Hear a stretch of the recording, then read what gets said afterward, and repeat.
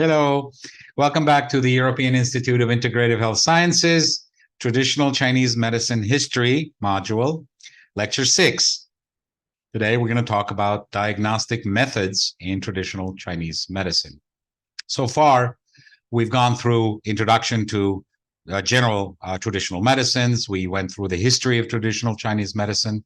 We've talked about the foundational elements in traditional Chinese medicine, the key concepts, the core concepts of yin and yang, qi, jing qi shen, zang fu, 5 elements, all of the key components that contribute to formation of this rich heritage of medicine, medical system. Then we looked at the concepts of medical phytotherapy, TCM, herbal phytotherapy, the concepts involved, how you select herbs, what are the key concepts at the root of performing TCM phytotherapy.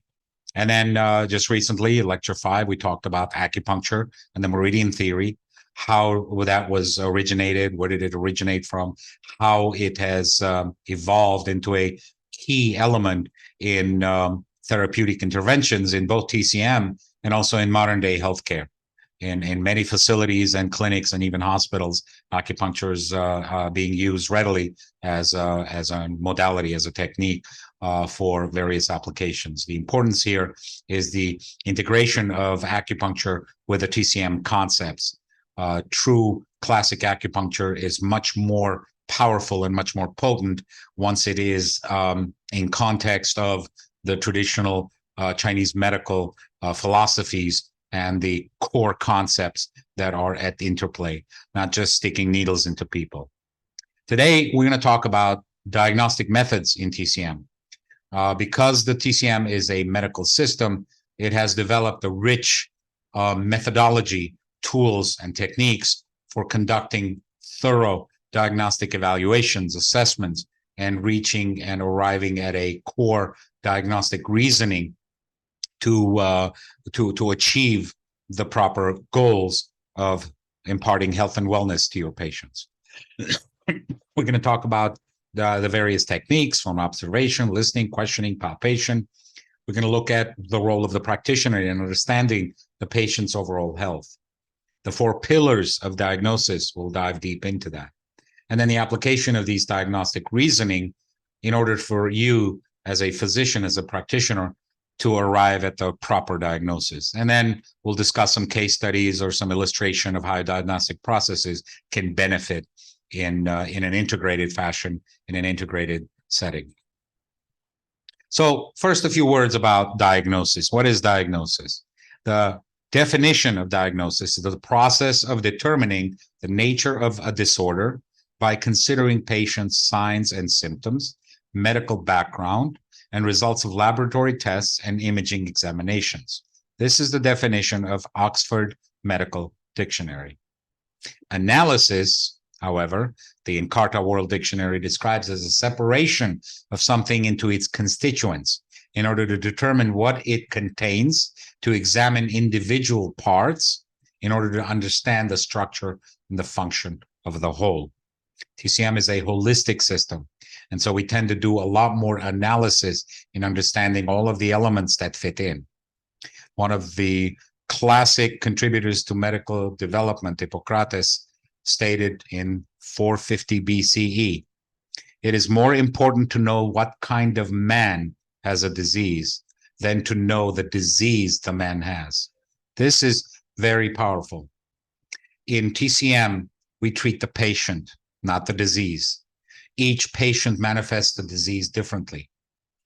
In contrast to allopathic medicine, because of the scientific nature, tends to focus on the disease rather than the patient. They're recognizing this, and there is a concerted effort right now to personalize Western medicine, allopathic medicine. However, when you look at the holistic nature of TCM, with all its approach, all its modalities, and all of its therapeutic and diagnostic interventions, it has the ability to look at a personalized, individualized approach through analysis and differential pattern differentiation. And we'll learn about pattern differentiation next. So overview of TCM diagnosis, right? As I said, it's a holistic approach, understanding the interconnectedness of the body, the mind and the emotions, and the importance considering the whole person in diagnosis, not just the person, but also the environment. Remember, we are a microcosm within a macrocosm. Understanding where that person lives, where that person works, what kind of relationships that person is in, what is its dietetics, what is its sleeping and waking cycles, all of the environmental impacts that will have a profound effect on that patient's health. TCM diagnosis is a holistic assessment, identifying the underlying imbalances, root versus branch. The symptom is the branch. The cause is the root. You can treat the symptom all you want. If you do not address the root, that symptom will not go away. All you'll be doing is masking the symptom, right? Cause versus symptom. Patient and environment, the connectedness, and personalized, individualized medicine, and a focus on early detection and early intervention.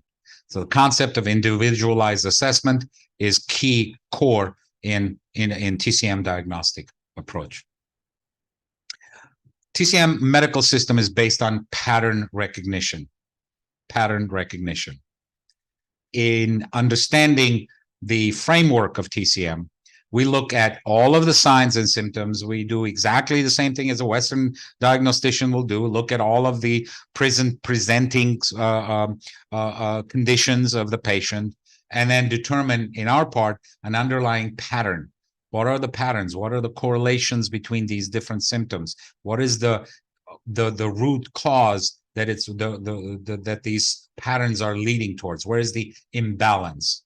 And then it seeks to understand. Once you understand the root causes of those patterns, then you'll be able to effectively impart change. And again, the key is treating symptoms is masking the symptoms, not if you do not address the root cause. For example, I have a question for you. What happens when you have a headache and you go to the doctor? You get prescribed a medicine, an analgesic, right? A pain reliever. You take the pill, the headache goes away. Did the headache go away? No, the headache did not go away. You don't feel the headache. The root cause that was causing the headache is still present. You're just masking the symptom. It is a reactive approach versus a proactive approach. That's the key differentiator between a holistic approach to diagnosis and treatment versus disease or symptom-based, palliative-based approach to diagnosis and treatment. Symptom clustering. The diagnostic framework of TCM involves grouping symptoms and signs into a recognizable pattern, reflecting the body's internal imbalances.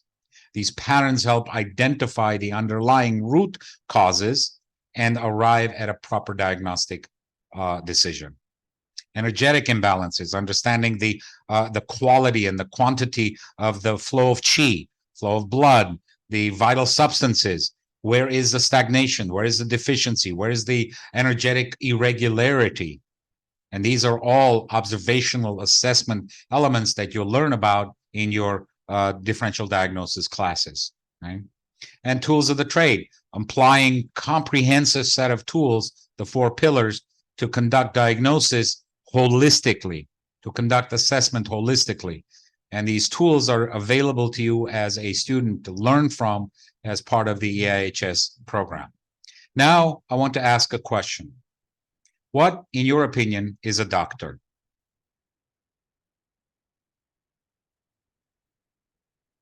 A doctor is a diagnostic detective. That's it. First and foremost. You may have said someone who cares about others. You may have said someone who is very knowledgeable in medicine, very knowledgeable in human beings, is emotionally connected, is an empathic to other individuals. These are all good answers, but they're not the correct answer. The correct answer is a good doctor is a superb diagnostic detective. Because guess what? Arriving at the right diagnosis puts you 75%, if not better, closer to the cure. Many, many situations where diagnosis is not done right, you could spin your wheels and never produce any results with your patient. So first and foremost, you are a detective. As a detective, you need to have certain skills, certain abilities. At foremost of these is great imagination, fundamental knowledge, and strong understanding of the root material. Intuition, ability to pick up intuitively certain things. Skills to observe, awareness of your surrounding, awareness of the environment that you're in. Critical thinking skills, connecting dots, right? Pattern recognition, both visual and stimulatory. Pattern recognition, ability to say if A, then and B, then C, identifying some of these key patterns. And then social and interpersonal skills, ability to socially mingle and connect and connect on a different level with your patient or with your patient's coworkers, etc., or with your colleagues, and understanding that. This is what defines a superb detective. And some examples, both fictional and real: Sherlock Holmes, Hercule Poirot, Philippe Marlowe, Augustin Dupin. These are some classic detectives. And when you look at how they solve the mystery, their approach was always reliant on these: imagination, intuition, observation, awareness, critical thinking, and an astute knowledge of the material, and a presence, a social presence. Remember, clues are everywhere. Your patient is a walking clue. You just need to know how to look for them, right? They're not hiding anything from you. They're there. They came to you because they need you. Therefore, everything is an open book. You just need to know how to uncover, how to observe through your skills, your imagination, your knowledge, your intuition, how to pick up those clues and turn them into relevant diagnostic data. Then you can then make a proper diagnosis from. The cycle of diagnosis is very important, because what you're doing as a diagnostician, as a detective, is you acquire information, you evaluate that information, then you form a hypothesis. And that hypothesis needs to be tested now. And then once you test it, you either go back to acquiring more data or you've solved the mystery, right? And so it's a cycle that is ever evolving. Acquisition of facts, evaluation of facts, hypothesis formation, and hypothesis testing. Very important cycles. Now, for that, as a practitioner, you have very potent tools that have been developed classically throughout the history of traditional Chinese medicine and its evolution, that gives you very powerful tools and skills to do very effective assessment and pattern discrimination, right? And these are the 4 pillars and the 5 senses. Remember, I said intuition, observation, assessment, your imagination, your ability to be aware and observe. And you rely for those things on your 5 senses. You're looking, your observational skills, your listening, your smelling, your tasting skills. Does a patient smells rancid? Is there an excessive body odor from the patient? These are simple observational techniques that most people are unaware of.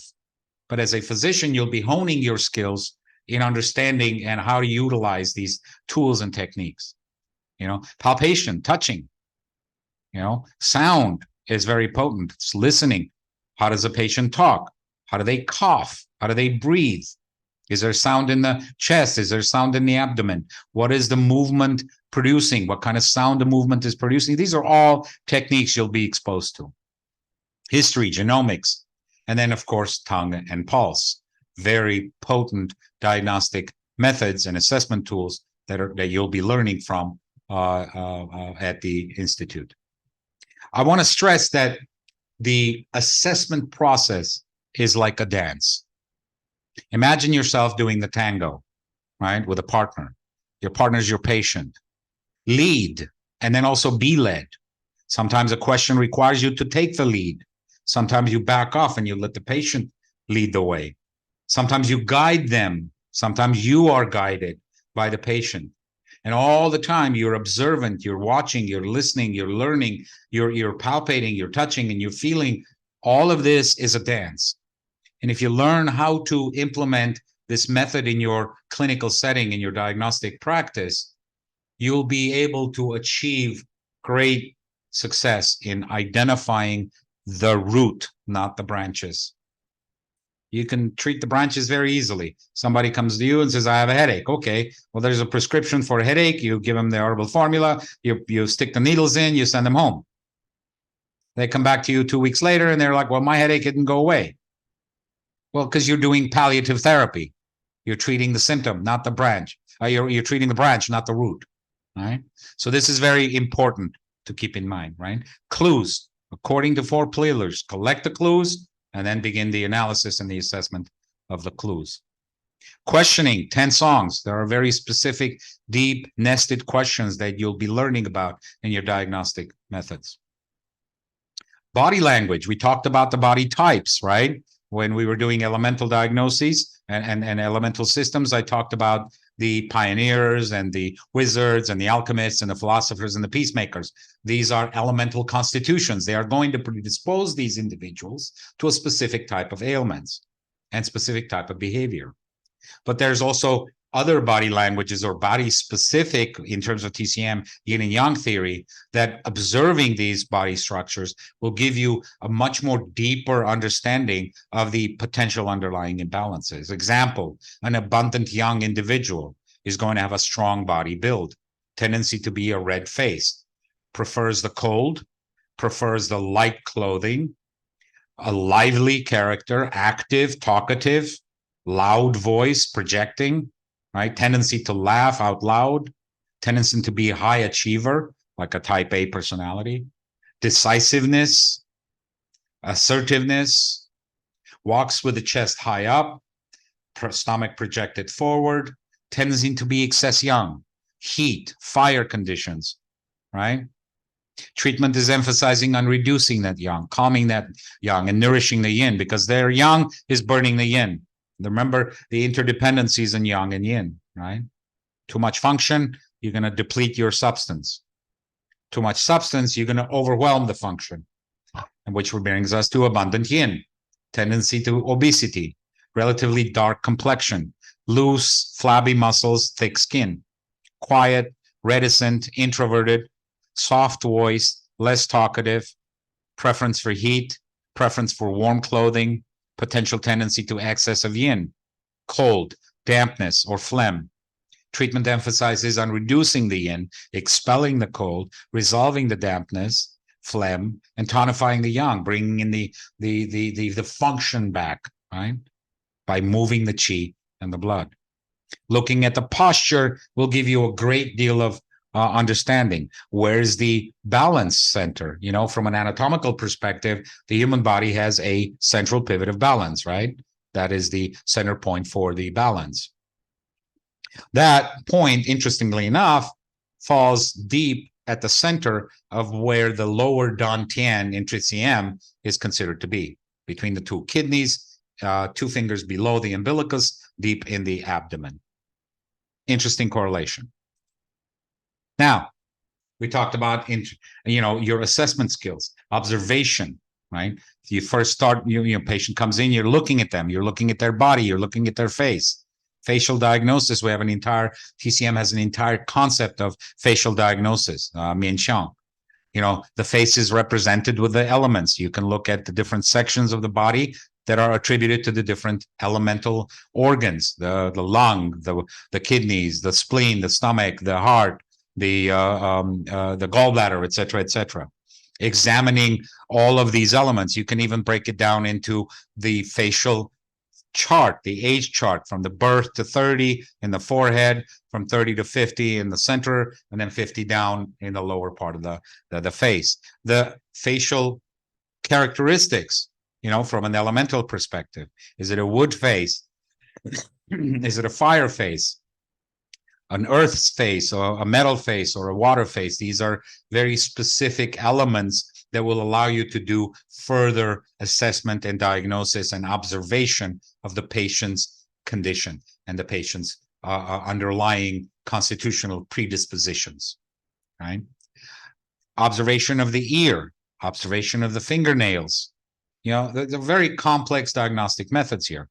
The ear also is a microsystem. In fact, it resembles the fetus in an inverted fetus. So it represents the entire body as a microsystem. In fact, there's an entire acupuncture therapeutic intervention that involves just the ear, where you can treat the entire body by simply putting small, fine auricular needles right in the ear. They're broken down into the elemental zones as well. In addition, you can implement the fingernail diagnosis, looking at the various diagnostic elements in the fingernails, from anemia presentations to digestive disturbances to hepatic problems or liver problems by manifesting, which are manifested in the fingernails. Same thing applies to the hair, to the ears, the shape, the size of the ears, the nose, the forehead. All of these are applications in the facial diagnostic elements, Bianxiang. The tongue is a powerful diagnostic element. It allows you to look at the internal organs, the state of the qi in the body, the state of blood in the body, the state of flow in the body, and the coat and the color of the tongue and the distribution of the coat and the shape and the structure of the tongue will allow you to make very powerful, relevant diagnostic assessments to organ systems, to elements, and to the various components that are underlying the potential pathology in the system. A very powerful diagnostic system. We do have an application, an app, a mobile app that we've developed that will allow you to collect your own library of images. It's a little downloadable iPhone app that keeps a record of the tongue photos that you've taken, anonymous, of course, and you will then be able to use that as a learning tool for yourself and also to start documenting your own tongue findings as a student and then also as a practitioner. That's exclusive from the European Institute of Integrative Health Sciences. Next, we have the pulse. The pulse is a representation of the flow of blood in the vascular system, in the vessels. And listening to the pulse or the palpating of the pulse can occur in more than one places. Most people will just simply look at the radial pulse in the wrist and say, okay, these are the 3 pulses that I'm looking at. Classically, there are many places. The temporal artery, the facial artery, the common carotid artery can be measured. The brachial artery can be measured. The inguinal artery, the popliteal, even down to the dorsalis pedis artery, often is used for diagnostic purposes. And then there are 28 distinct qualities of pulses that you'll be learning about and what each one means in terms of pattern discrimination, pattern recognition, right? For example, in the radial pulse, you have the left and right side, and each one of those 3 locations with 3 different depths will be corresponding to different functions and different organs and different substances. So, for example, the left distal point is related to the heart. The left middle point is related to the liver. The left proximal point is related to the kidney. The right distal point is the lungs. The right middle point is the spleen, digestive system, and the deep proximal location is the intestines, the pair of the heart organ. So these are just some of the tools available to you to perform your diagnostic evaluations. In addition, you also have to pay attention to that TCM is a holistic approach, and as a result, all of the emotions play a key role in understanding and assessing the patient's condition, right? Remember, pathology comes from the word pathos, suffering, feeling of emotion, calamity, right? And that is the root form for the word pathology.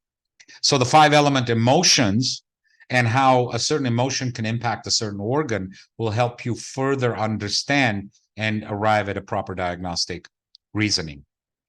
Anger raises the qi, and it affects the liver. Excessive joy or exuberance or indulgence in materials that artificially induce joy will affect the heart. Slow down. Sadness disperses qi. There's a research material that I will share with the class during the flipped classroom, which did an assessment of a Crowley emission photo of the body using infrared cameras at various emotional states. And you can clearly see the affiliation of the qi in the body in relation to the emotional state. Sadness dissolves qi. You just basically feel drained. And if anyone has ever lost anyone or has had experienced profound sadness, you can attest to that. It's just, you give up. Worry, overthinking, pensiveness, right? It just knots the chi. You worry too much. It's going to impact your digestive system, guaranteed. And most people who are worried all the time and worry warts, they'll have digestive problems. Fear, shock is going to affect the kidneys. You know, there's an old saying, you know, I got so scared I peed on myself, right? Because the effect is the lower gates, right? So understanding that, the emotional elements and their impact on the diagnostic elements that are employed in TCM history and TCM evolution.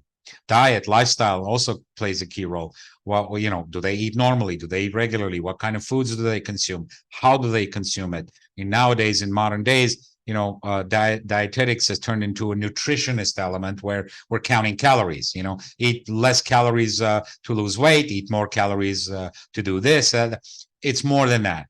It is energetics, it is colors, it is textures, it is flavors, it is feeding your organs, which you'll learn about in the elemental dietetics class offered by EIHS. Palpation, auscultation, being able to palpate the body, touch the body, right? The body is full of clues. As I said, the patient is a walking bucket of clues. You just need to know how to unwind it and pick up the clues you want, right? Palpating the meridians, the channels. You know where the sinew channels are. By studying the acupuncture meridians, you know which meridians you can palpate and which points on those meridians are relevant. And you can feel depression, weakness, or a lumpiness, a stagnation at that various acupuncture points, right? And then likewise, being able to palpate the abdomen. We talked about the overall perspective in the Zong Fu and how all these internal organs are interrelated. We've also talked about how the internal organs situated in the abdominal cavity, if you've taken the medical terminology, you know that in the abdominal cavity, you've got the regions, and within each region, you have different organs. By understanding and palpating these different locations, you'll be able to pick up clues about what the internal organ structures look like. And these are tools that are available as to you as a practitioner when you study your program. So once you do your interview, once you acquire all the knowledge, you evaluate and you form a hypothesis. And that formation of the hypothesis is based on principles as well. The Bagua principle, right? Is it internal? Is it external? Is it cold? Is it hot? Is it yin? Is it yang? Right? Is it deficiency? Is it excess? And by identifying these pattern discriminations, you can arrive at a diagnostic reasoning that will then drive your therapeutic approach and produce the best results. Systemic approach, understanding of nature of imbalance in the human body. That is the potency of diagnosis. It's important to also stress that record keeping is emphasized throughout all of this. Remember, none of this information would be available to you if the ancient ones did not meticulously keep records. And it behooves us as physicians to begin keeping records as well, to document our findings, to document our analytics, our findings, our hypotheses, right? To assist us in correlation of pattern differentiation, in differential diagnosis, in understanding which meridians, which Zong Fu, which organs are involved, and how effective our therapeutic interventions are. How effective is our approach to curing them or to providing them health and wellness. So thank you very much for joining us for diagnostic methods used in TCM. That's lecture 6 of History of Traditional Chinese Medicine. See you soon. Thanks.